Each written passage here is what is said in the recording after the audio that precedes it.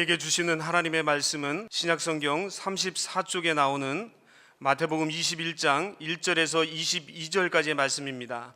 봉독해 드릴 때 하나님의 음성으로 들으시기를 바랍니다. 그들이 예루살렘에 가까이 가서 감람산 벳박에 이르렀을 때 예수께서 두 제자를 보내시며 이르시되 너희는 맞은편 마을로 가라. 그리하면 곧 매인 나귀와 나귀 새끼가 함께 있는 것을 보리니 풀어 내게로 끌고 오라. 만일 누가 무슨 말을 하거든 주가 쓰시겠다 하라. 그리하면 즉시 보내리라 하시니 이는 선지자를 통하여 하신 말씀을 이루려 하심이라. 일러스되 시온 딸에게 이르기를 내 왕이 내게 임하나니 그는 겸손하여 나귀 곧 멍에 매는 짐승의 새끼를 탔도다 하라 하였느니라. 제자들이 가서 예수께서 명하신 대로 하여 나귀와 나귀 새끼를 끌고 와서 자기들의 겉옷을 그 위에 얹음에 예수께서 그 위에 타시니 무리의 대다수는 그들의 겉옷을 길에 펴고 다른 이들은 나무가지를 베어 길에 펴고 앞에서 가고 뒤에서 따르는 무리가 소리 높여 이르되 호산나 다윗의 자손이여 찬송하리로다. 주의 이름으로 오시는 이여 가장 높은 곳에서 호산나 하더라. 예수께서 예루살렘에 들어가시니 온 성이 소동하여 이르되 이는 누구냐 하거늘 무리가 이르되 갈릴리 나사렛에서 나온 선지자 예수라 하니라. 예수께서 성전에 들어가사 성전 안에서 매매하는 모든 사람들을 내쫓으시며 돈 바꾸는 사람들의 상가 비둘기 파는 사람들의 의자를 둘러 부시고 그들에게 이르시되 기록된 바 내 집은 기도하는 집이라 일컬음을 받으리라 하였거늘 너희는 강도의 소굴을 만드는도다 하시니라. 맹인과 저는 자들이 성전에서 예수께 나오매 고쳐주시니 대제사장들과 서기관들이 예수께서 하시는 이상한 일과 또 성전에서 소리질러 호산나 다윗의 자손이여 하는 어린이들을 보고 노하여 예수께 말하되 그들이 하는 말을 듣느냐. 예수께서 이르시되 그렇다. 어린 아기와 젖먹이들의 입에서 나오는 찬미를 온전하게 하셨나이다 함을 너희가 읽어본 일이 없느냐 하시고 그들을 떠나 성 밖으로 베다니에 가서 거기서 유하시니라. 이른 아침에 성으로 들어오실 때 시장하신지라. 길가에서 한 무화과 나무를 보시고 그리로 가사 잎사귀 밖에 아무것도 찾지 못하시고 나무에게 이르시되 이제부터 영원토록 내가 열매를 맺지 못하리라 하시니 무화과 나무가 곧 마른지라. 제자들이 보고 이상히 여겨 이르되 무화과 나무가 어찌하여 곧 말랐나이까. 예수께서 대답하여 이르시되 내가 진실로 너희에게 이르노니 만일 너희가 믿음이 있고 의심하지 아니하면 이 무화과 나무에게 된 이런 일만 할 뿐 아니라 이 산더러 들려 바다에 던져지라 하여도 될 것이요 너희가 기도할 때 무엇이든지 믿고 구하는 것은 다 받으리라 하시니라. 아멘. 사순절 다섯 번째 주간 또 특별히 종려주일 한 주간 앞둔 이때에 우리 마태복음 강의를 통해서 오늘 본문이 사실 다음 주에 일어날 일들을 미리 예고하는 말씀입니다. 오늘 성경 말씀은 예수님께서 마지막으로 예루살렘에 입성하신 내용을 보여주고 있습니다. 그리고 예수님은 예루살렘 성전에 입성하자마자 맨 먼저 성전으로 가셨더라. 성전에 가셔서 성전을 청결하게 정화하는, 거기에 있는 모든 장사한 사람 다 내쫓으시는 그런 사건을 보여줍니다. 이것은 예수님께서 예루살렘에 입성하신 목적이 성전을 깨끗하게 하시는 것과 깊은 관계가 있다는 것을 보여줍니다. 여기서 우리가 생각해야 되는 것은 예수님께서 예루살렘에 입성하시면서 한꺼번에 일어난 이 여러 일들이 불안한 하루하루를 살아가고 있는 우리들에게 어떤 의미를 가지느냐 하는 것입니다. 오늘 이것도 우리 본문 마태복음 21장 1절부터 3절을 다 함께 한번 읽어보겠습니다. 시작.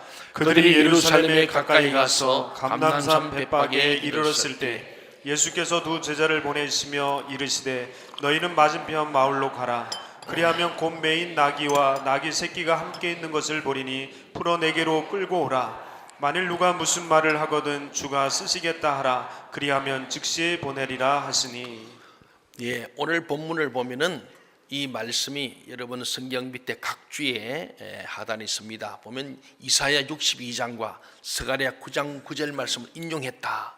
구약의 말씀을 신약에 그대로 인용한 말씀인데 여기서 예수님께서는 두 가지 방면에서 놀라운 지각을 보여주시는 거예요. 우리가 할 수 없는 그런 깨달음인데 하나는 구약 성경에 나귀 새끼를 타고 입성하신다는 말씀이 있다는 것을 우리 예수님 알고 계셨어요. 또 하나는 그 나귀 새끼가 지금 어디에 있는지 정확하게 아시고 계셨던 점입니다. 즉 예수님께서는 한편으로는 성경에 대한 놀라운 지식을 갖고 계시는 그런 지각자요, 또한 다른 한편은 성경을 이루게 할 현실에 대해서 놀라운 지각을 갖고 계심을 보여주고 있습니다. 우리가 알아야 할 것은 이 세상의 일들이 우리가 그냥 보기에는 그냥 무질서하게 막 돌아가는 것 같지만은 실제로는 하나님의 놀라운 말씀들이 하나씩 모두 성취되고 있다는 것이라는 사실입니다. 하나님 말씀대로 되죠. 지금 우리 개인의 역사, 가정의 역사, 교회, 민족, 사회의 역사가 우리나라가 지금 뭐 개헌도 하고 지자체 선거도 있고 뭐 통일에 대해서 지금 특사도 보내고 하는데 그냥 되는 것 같지만은 하나님의 주권하였음을 우리가 알아야 할 줄 믿습니다. 그냥 예수님이 갑자기 갔다가 뿌들려 십자가에 죽는 게 아니고 이미 구약의 수백 년 전에 예고된 말씀 하나하나 치밀하게 준비된 입성, 준비된 십자가의 죽으심, 부활, 성천, 이것을 우리에게 말씀하고 있습니다. 그렇습니다. 주인이 오늘 보지만은 제자들이 길 건너편에 나귀 새끼 있다고 그럽니다. 가보니 정말 있는 거예요. 그래서 나귀와 새끼를 데리고 옵니다. 오니까 주인이 왜 그러냐 그러니까 주께서 서시겠다. 그러니까 아무 말도 안 하고 가져가라 그래요.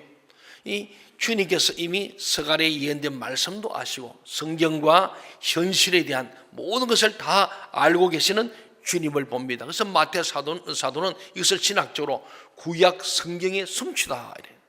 구약 성경 말씀이 있는데 이 구약과 신약인데 구약의 말씀은 오실 예수에 대한 예언적 말씀이에요. 아직 성취되지 않은 말씀이라면 신약은 오신 예수님 성취된 하나님 말씀이거든요. 그래서 구약의 말씀이 신약에 그대로 이루어짐을 보는, 그래서 구약 성경의 성취, 하나님의 말씀이 성경대로 하나씩 이루어짐에 대한 놀라운 결과를 우리가 보게 됩니다. 또 4절 5절을 다 함께 읽어볼까요? 4절 5절 시작. 이는 선지자를 통하여 하신 말씀을 이루려 하심이라 일렀으되 시온 딸에게 이르기를 내 왕이 내게 임하나니 그는 겸손하여 나귀 곧 멍에 매는 짐승의 새끼를 다투다 하라 하였느니라. 예, 이는 선지자를 통해서 하신 말씀을 이루려 하심이라. 구약의 말씀을 성취하는 사건이고, 옛날 왕들은 성을 정복할 때 높은 말에 올라타서 입성을 주로 했습니다. 그런데 예수님께서는 오늘 예루살렘에 그것도 어미 나귀도 아니고 새끼 나귀를 타고 예루살렘에 입성하셨어요. 그래서 예수님의 입성을 보니 사람들이 막 보는데 특별히 아이들이 너무너무 좋아하는 거예요. 여러분 한번 생각해 보세요. 제가 만일에 세발 자전거 타고 여러분 집에 신방하면 얼마나 웃었기도 하고 재밌겠어요? 예. 그럼 애들이 좋아하겠죠. 우리 목사님이 막 우리하고 같은 수준이네. 그럴 거 아니에요. 지금 나귀 새끼를 타고 들어오니까 아이들로부터 모든 도성의 사람들이 막 좋아하는 거예요. 그래서 아이들이 막 소리 지르고 하니까 조용하라고 막 그럽니다. 근데 그래도 예수님은 이미 예고된 대로 주님이 나귀 타고 입성할 때에 수많은 아이들이 기뻐할 것을 예고된 말씀을 그대로 성취. 예수님께서는 성경대로 이루어지는 놀라운 사건들을 보게 됩니다. 그렇습니다. 예수님은 결코 예루살렘을 정복하기 위해서 온 것이 아니었어요. 예수님이 예루살렘 오신 것은 겸손하게 그들의 친구가 되어서 그들을 위하여 자신을 섬김의 도구로 내어주시기 위함이라고 지난주에도 말씀했습니다. 인자가 우선 섬김을 받으려면이다. 도리어 섬기라고 많은 사람의 대속물로 내어주려 함이라. 희생제물로 섬김의 도구로 쓰기 위해서 오시기 때문에 그 상징으로 낙이 어미도 아니고 새끼를 타고선 겸손의 상징으로 보이십니다. 우리 기독교의 최대의 덕목은 겸손입니다. 겸손하면은 하나님이 기뻐하시고 사람도 기뻐해요. 여러분 교만한 사람이 좋아요? 겸손한 사람이 좋아요? 예, 우리 청년 청소년들도 어렸을 때 겸손해야 돼요. 겸손하면은 하나님도 좋아하고 부모님도 좋아하고 모든 사람이 좋아요. 겸손한 사람은 취직도 잘 됩니다. 지금 뭐 취직이 되냐는데 겸손한 사람 찾고 있어요. 우리 찬송에 겸손한 자 찾도다 모시어 들으시거나 겸손한 자를 찾는 거예요. 예수님이 그 모습으로 우리에게 보여주신 겁니다. 우리 8절 9절도 다 함께 한번 읽어볼까요? 8, 9절 시작. 무리의 대다수는 그들의 겉옷을 길에 펴고 다른 이들은 나무가지를 베어 길에 펴고 앞에서 가고 뒤에서 따르는 무리가 소리 높여 이르되 호산나 다윗의 자손이여 찬송하리로다. 주의 이름으로 오시는 이여 가장 높은 곳에서 호산나 하더라. 예. 어찌 보면 다 큰 어른이 아주 작은 나귀 새끼 타고 성으로 들어가는 모습이 얼마나 웃었겠어요.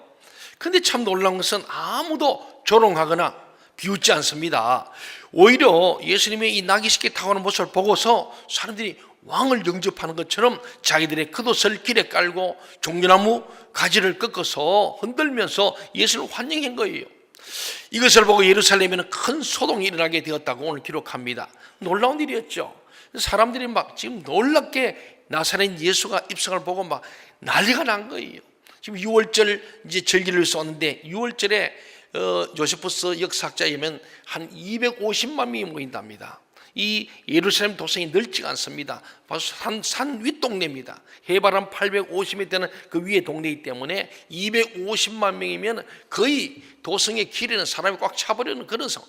그러니까 예수님 온 데만 호산나죠. 아이들이 그러죠. 찬송을 부르가니까 도성이 250만 명이 거의 다 알게 된 사건이 이러면 좋습니다. 소동이 일어났는데 사람들이 이 많은 사람들이 갈릴리에 쏘신 예수님에 대해서 막 관심을 가지고 요새도 CNN 뉴스가 막 나가는 거예요. 막 특보, 속보가 막 나갈 정도로 그런 사건이었습니다. 군중들이 예수님에 대해서 외친 말을 한번 생각해 보세요. 이들이 뭐라고 환영을 했는가? 뭐라고 소동을 번지하니까 오늘 예수님을 다윗의 자손이라고 했어요. 이 다윗의 자손은 아브라함과 다윗 자손 예수 그리스도의 세계라 하잖아요. 이 하나님의 족보고 예수님의 족보입니다. 이 다윗의 자손이란 말은 바로 예수님이 하나님이 보내시는 이스라엘의 구원자라는 뜻이에요. 그러니까 다윗 자손을 부르는 것은 하나님이 보내신 바로 우리의 구원자 메시아가 왔다, 이런 얘기입니다. 얼마나 놀라겠어요. 그들이 일평생 메시아를 대망했는데 바로 그분이 이 예루살렘에 왔다는 사실에 사람들이 소동이 나고 놀라운 사건이 됐습니다.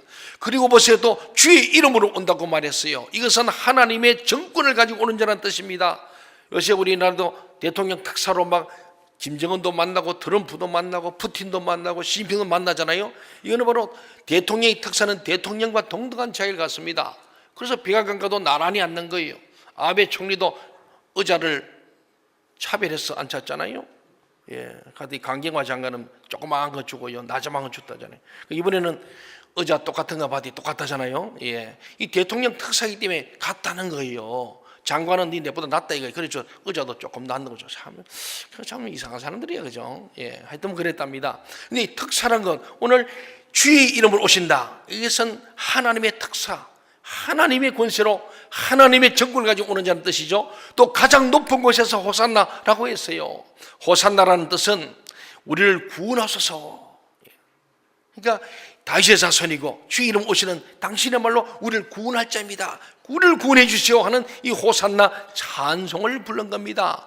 지극히 높은 하나님으로부터 이 구원이 임한다는 뜻이에요.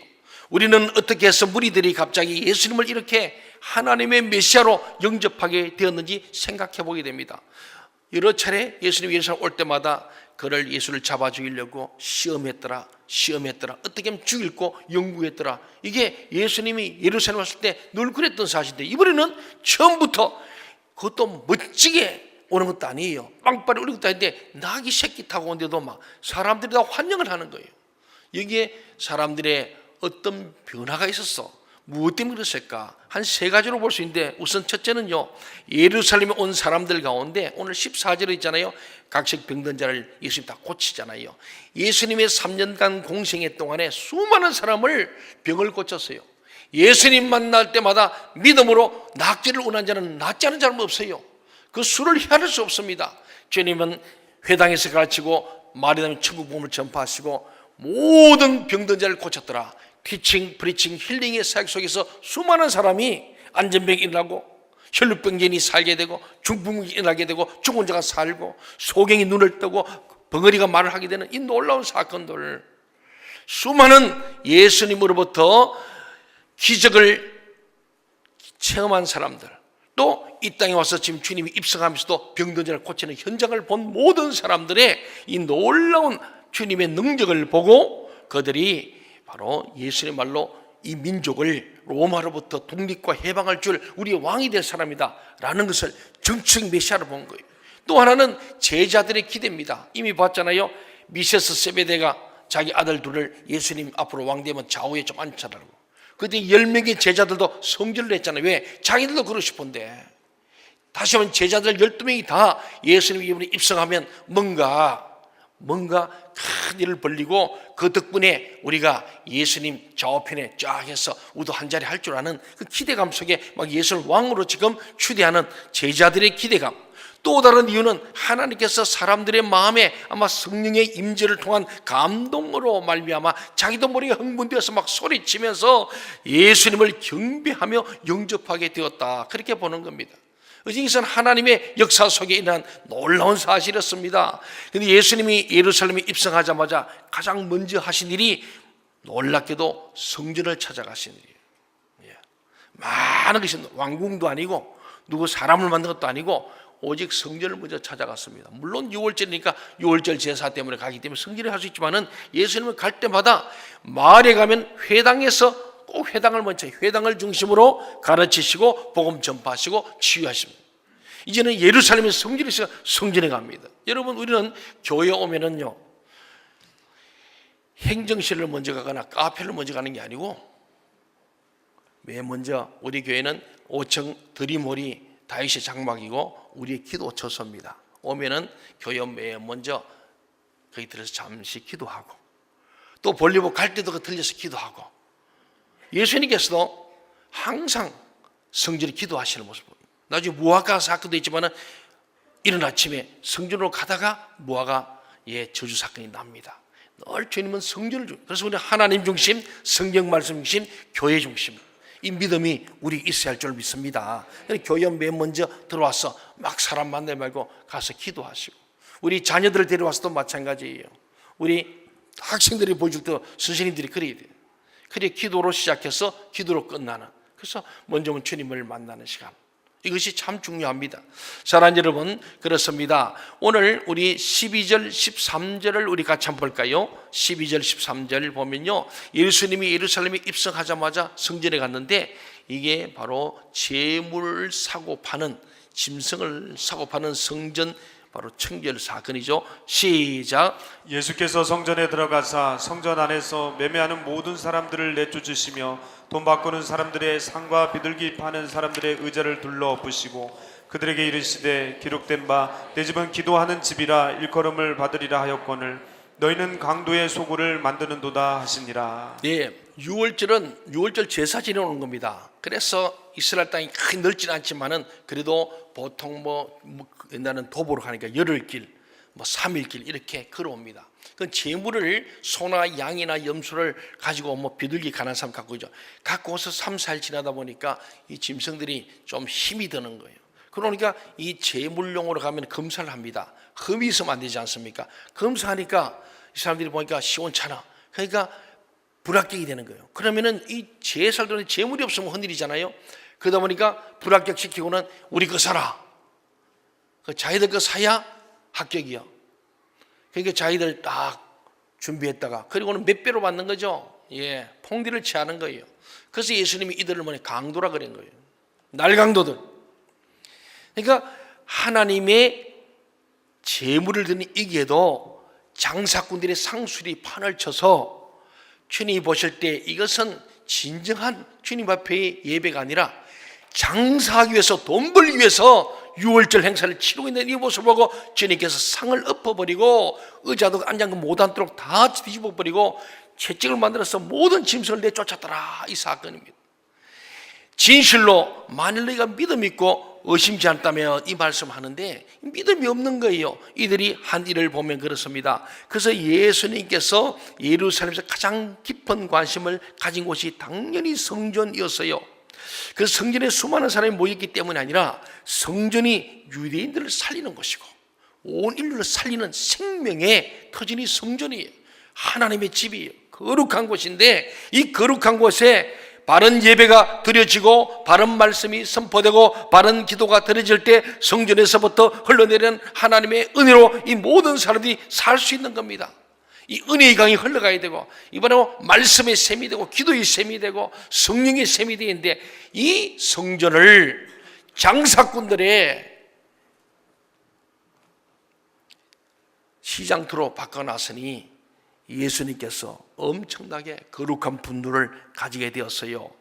근데 바로 이 유대인들이 이 성전을 더럽혀서 하나님의 은혜를 막고 있었어요. 인간의 탐욕으로 하나님의 거룩한 성전을 막아서 하나님의 은혜의 샘물이 흐르지 못하도록 만들어 놓은 겁니다. 그래서 예수님께서 하나님의 성전을 막고 있는 이 쓰레기 더미를 치움으로 다시 은혜의 강물이 흐르게 하시는 것이 오늘 예수님의 예루살렘 성전의 청결 사건입니다. 예수님께서 그래서 내 집은 만민의 기도하는 집인데 어찌 강도가 덕실덕실하냐 그런 말씀합니다. 이 기도는 바른 기도를 말하는 거예요. 오늘 우리가 교회 와서 기도할 때 기도를 바르게 해야 됩니다. 바른 기도는 어떻게 해야 나오느냐? 무엇보다도 하나님과 우리를 가로막고 있는 죄의 담이 없어야 합니다. 우리의 죄를 하나님께 다 고백을 드리고 용서를 구하면은 하나님께서 우리에게 위대한 말씀을 주시는 거예요. 오늘 여러분이 오늘 주일날 예배하러 왔습니다. 우리 물론 찬양과 경배를 드리고 합심하게 기도하고 예물도 드렸습니다. 이제 하나님 주시는 말씀을 듣고 이제 우리가 하나님 주시는 복을 받는 강복 시간이 남아 있습니다. 그런데 오늘 우리 이 말씀이 언제 우리에게 임하고 그 말씀이 은혜가 되느냐? 그것은 오늘 우리 앞에 있는 쓰레기를 치우지 않으면은 은혜의 강물이 막혀버려요. 예배 시간에 졸리는 사람 왜 졸느냐? 쓰레기가 많아가지고 귀가 막혀버리고 마음이 막히고 말씀이 안 들어오는 거예요.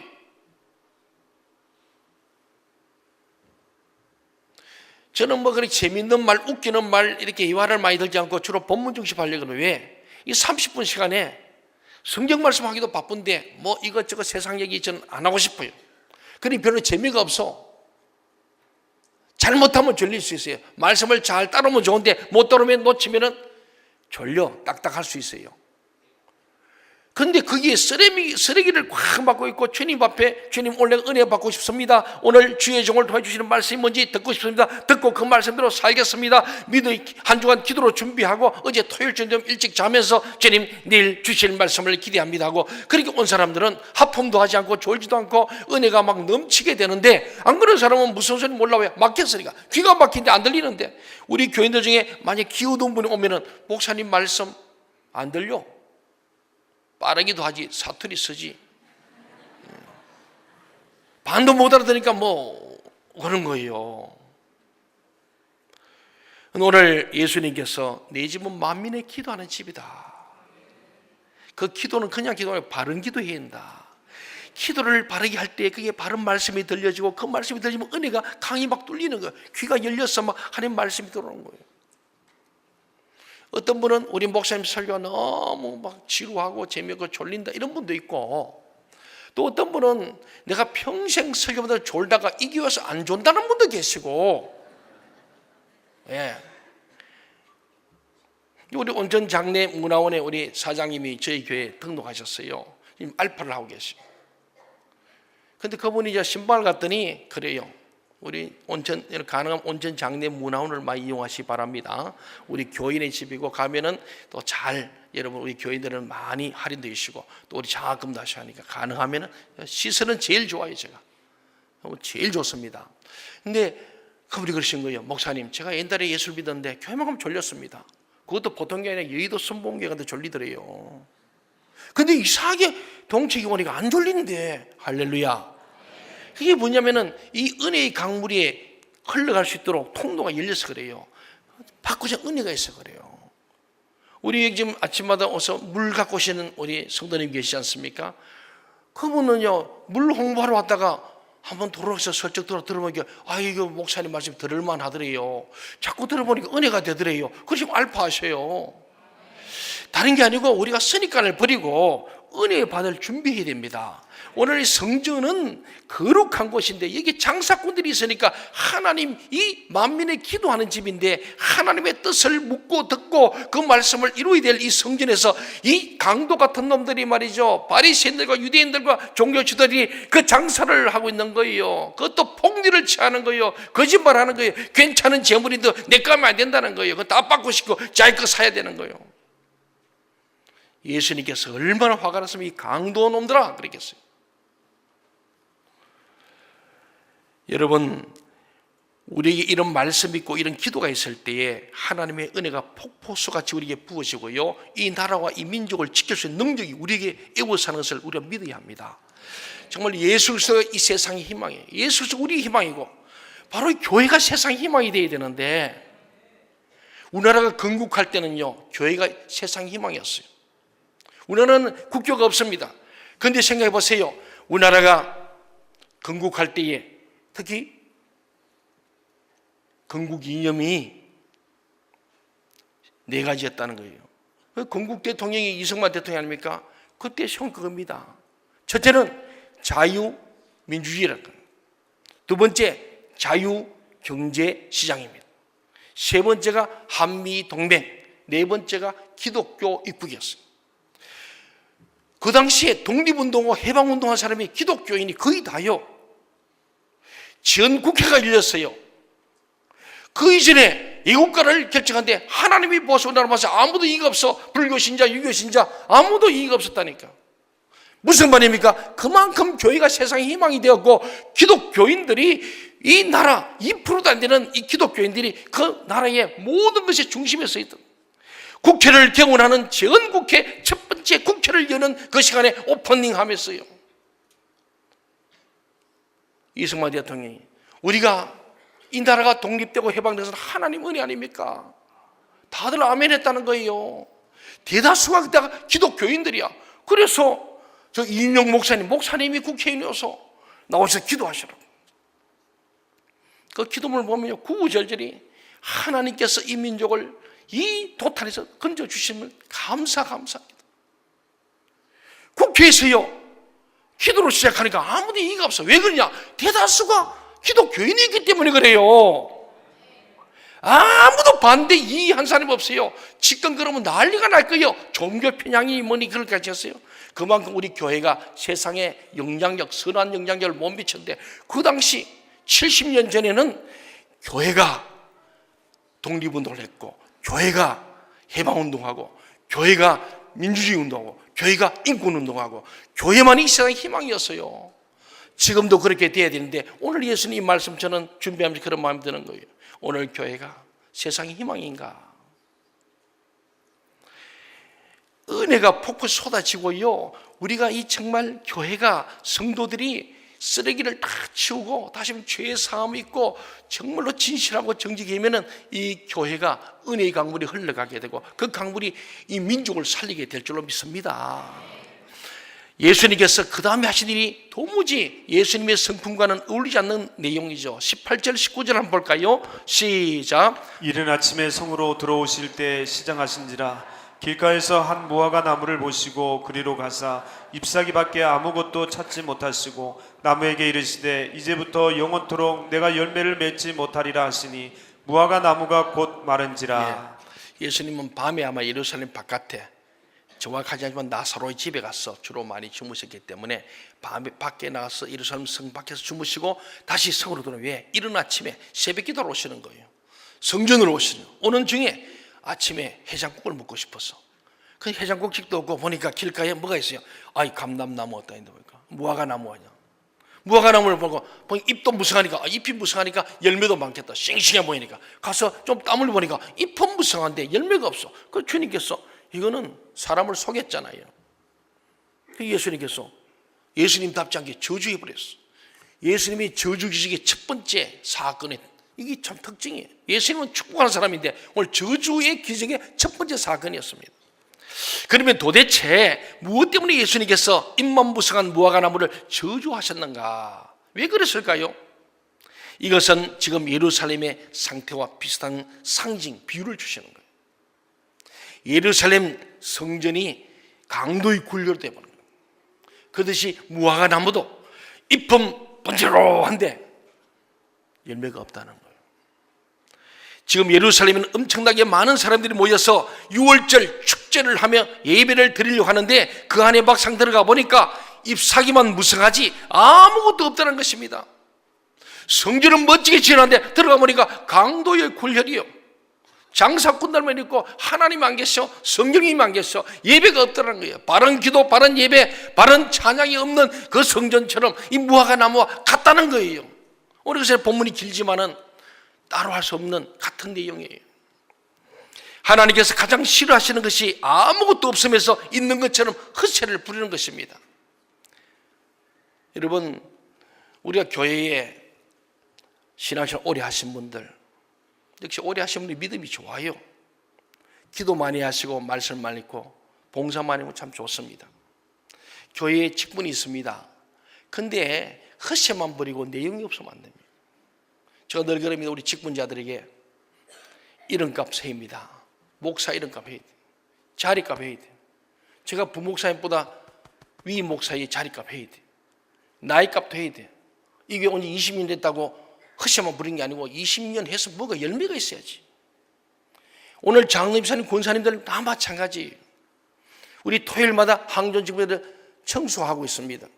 어제도 청소해야 될 분이 한 16명 되는데 4분 오셨어요. 지금까지 한 게 제일 적게 왔어요. 담당 장로님과 안수사님 가족 3명 딱이요. 그래가지고 나머지 다 어디 갔냐 내가. 다 그 안수사 권사들이요. 허세만 부리지 말고 내용이 생긴다는 말씀이에요. 우리가 그리스도인은 그리스도인 다음에 열매를 맺어야 한다. 짠맛이 있어야 되고 빛을 내야 한다는 거예요. 색깔이 있어야 한다는 거예요.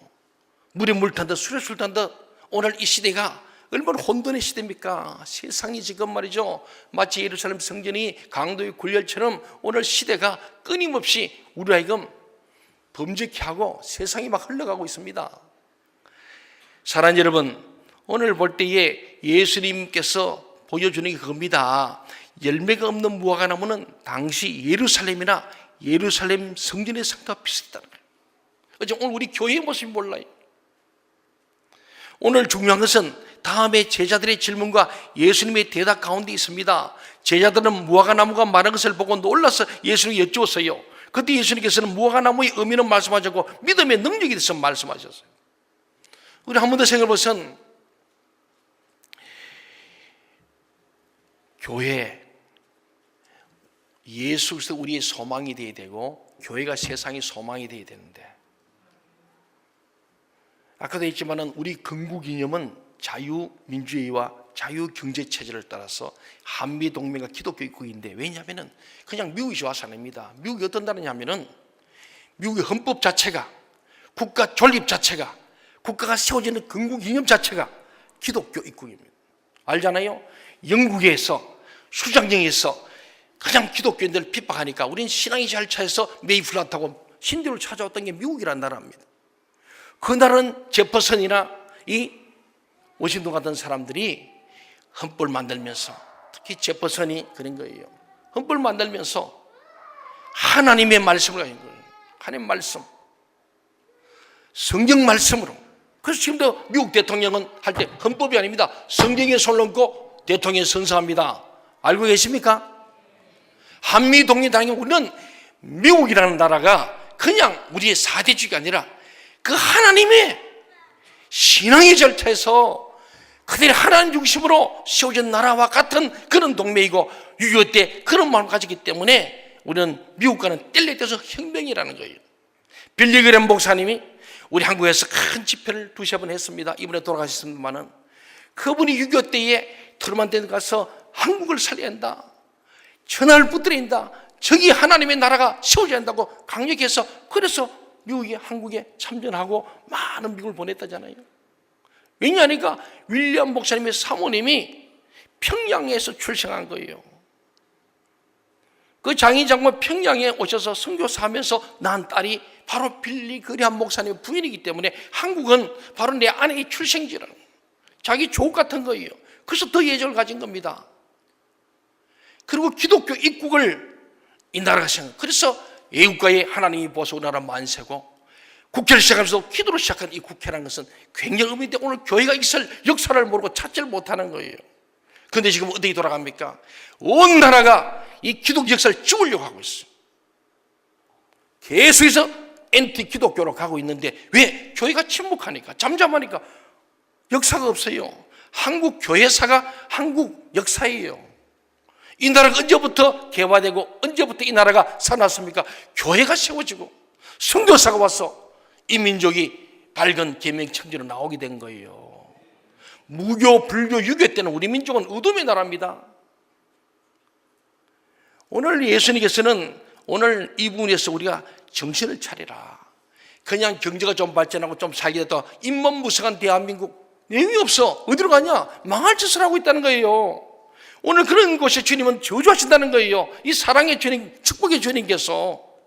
뿐만 아니라 우리 개인도 그래요. 우리가 그냥 목사라고, 우리가 교회 직분자라고, 내가 뭐 예수 오래 믿어 헛세나 부리고 껍데기만 번지르고 직분만 있는데 이런 값 나이 값 자리 값 못하면 주님의 저주가 임한다는 사실을 오늘 말씀하는 거예요.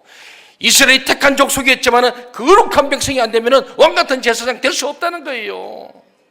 오늘 이 내용은 굉장히 주님 마지막 십자가 지전에 이 성전 정화 사건이야말로 오늘 우리 교회에 오늘 그리스도인이 주는 굉장한 말씀이에요. 70년의 우리 선배들 신앙인들은 국회를 완전히 하나님 앞에 예배하며 출발한 국회요, 이 나라 건국이념이 바로 기독교 입국을 생각하며 출발한 나라인데 오늘 그것을 부정하는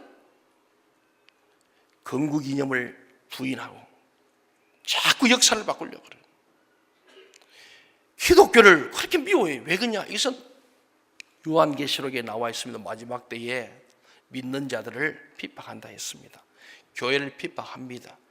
이때는 교회가 만민이 기도하는 집, 진짜 기도해야 할 줄 믿습니다. 엉뚱한 기도하면 안 되고 자기를 위한 기도가 아니라 하나님의 뜻을. 우리 주기도 하잖아요.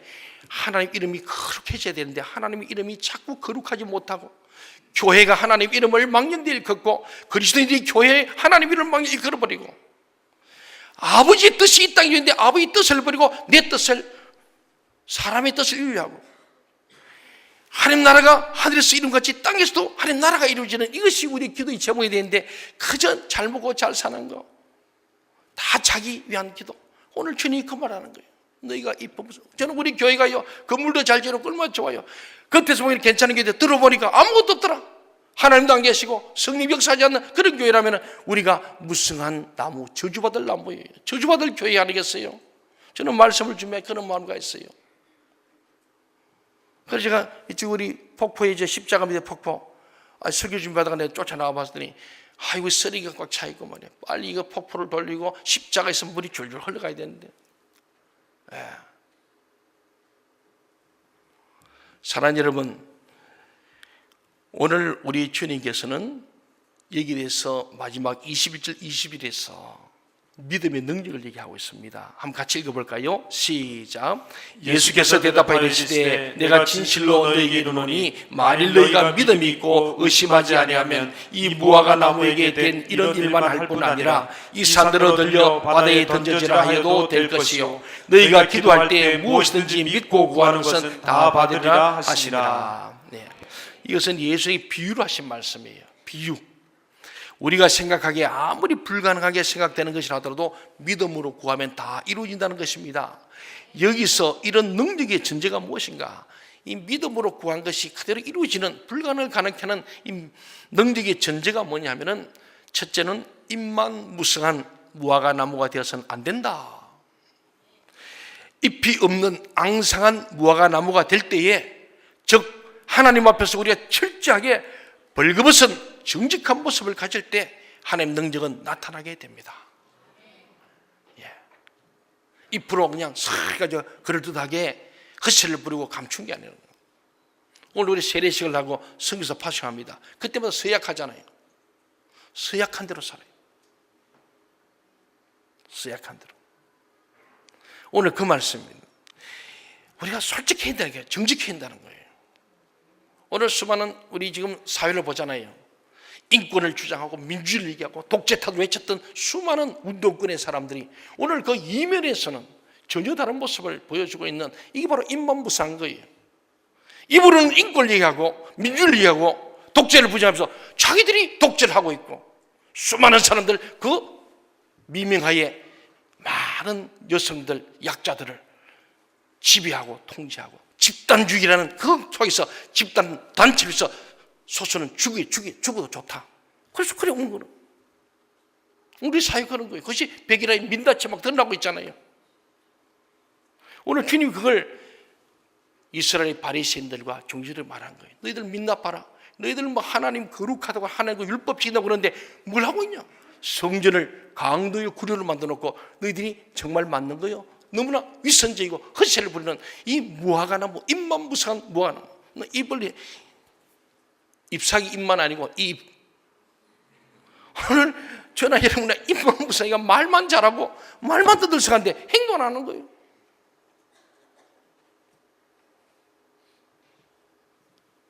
은행이 일치해야 되는데 오늘 주님은 저와 여러분 우리 모두에게 하신 말씀이에요. 극과 속이 좀 같아라. 잎이 무성했으면 열매를 거둬야 되지 않느냐. 무화과가 뭡니까? 꽃은 없고 열매가 있는 나무예요. 꽃이 안 피고 열매를 맺는 거예요. 주님 사에서는 꽃도 아니고 잎도 아니고 뭘 찾아요? 열매를 찾으신 거예요. 오늘 저와 여러분이 진짜 그리스도면 열매가 있어야 돼. 삶의 열매, 믿음의 열매, 영혼의 열매. 그렇잖아요. 기도는 적자고만 하는데 전도 안 하는 사람, 그 열매 없는 거예요. 성경 공부는 열심히 하는데 전도 안 하는 사람, 결국은 기도와 말씀을 통하여 우리가 성령 받아서 영혼을 구원하는 거예요.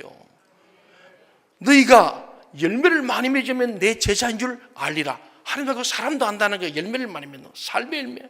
예수님인데 그냥 이기적이고 말이야, 욕심적이고 그냥 시기로 가득 차고 뭐 생각하는 게 늘 더럽고 악한 것만 생각하고 늘 마귀 사탄에게 조종을 받고. 오늘 강도의 그림은 사탄이, 강도가 뭡니까? 사람을 죽이고 멸망시키니 사탄인데 이 강도의 그림은 사단의 굴열, 하나님의 집이 사탄이가 지배하는 나라가 되었더라.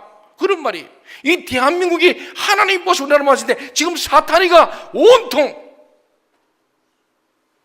자기들의 잘못된 사상과 사고를 합법하기 위해서 법까지도 고치려고 하는 엄청난 사건 앞에 있는 거예요.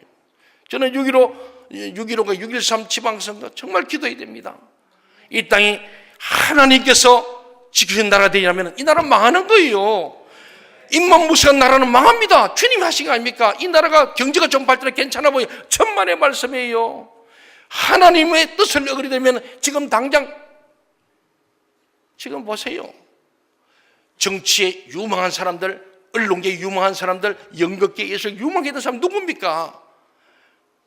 진실이 밝혀지니까 너무 놀래잖아요, 우리가.